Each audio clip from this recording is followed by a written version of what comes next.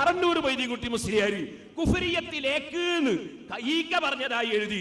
കുഫരിയത്തിലേക്ക് കുഫർ ആയിട്ടില്ല എന്നല്ലേ അർത്ഥം? ഒരാൾ എയർപോർട്ട് കണ്ട് എവിടത്തേക്കാ? ദുബായിലെത്തിയോ? ഇല്ല. കുഫരിയത്തിലേക്ക് എന്ന് പറഞ്ഞാൽ കവറായിട്ടില്ല എന്നല്ലേ അതിന്റെ അർത്ഥം? അപ്പോ നിങ്ങൾക്ക് മലയാളവും മനസ്സിലാകുന്നില്ല, അറബിയോ മനസ്സിലാകുന്നില്ല, മലയാളവും മനസ്സിലാകുന്നില്ല. കുഫരിയത്തിലേക്ക് എന്ന് പറഞ്ഞാൽ തന്നെ അവിടെ എത്തിയില്ല എന്ന് ഉറപ്പല്ലേ? അപ്പൊ ഒരാൾ ടിക്കറ്റ് എടുക്കാൻ വന്ന് എവിടത്തേക്ക്? സൗദിയിലേക്ക്. അയാൾ സൗദിയിലെത്തിയോ? ഇല്ല. കുഫരിയത്തിലേക്ക് മുസ്ലിയാർ പറഞ്ഞത് അതുകൊണ്ടാ. ഈക്ക വിവരമുള്ള പണ്ഡിതനാണ്, അദ്ദേഹം മറ്റൊരാളെ കാഫറാക്കുകയില്ല.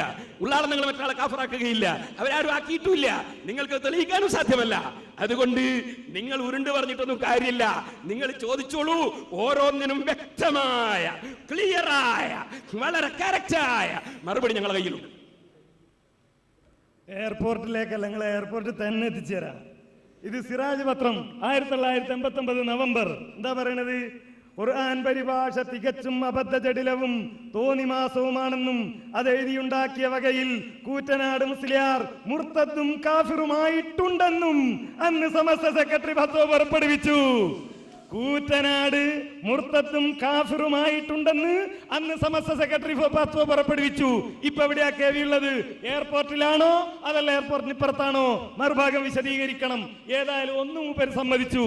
സൽസബീൽ വായിച്ചാൽ അത് കിട്ടൂല, സെൽസബീൽ വായിച്ചാൽ കിട്ടൂല. അപ്പൊ നമ്മളോട് ചോദിക്കാം, അങ്ങനെയാണെങ്കിൽ കാന്തപുരം മുശ്രിക്കല്ല നിങ്ങൾക്ക് ഇപ്പൊ അഭിപ്രായം ഉണ്ടോ? അത് ചോദ്യം ചോദിക്കേണ്ട സന്ദർഭത്തിൽ ചോദിച്ചോ, അപ്പൊ പറഞ്ഞുതരാം.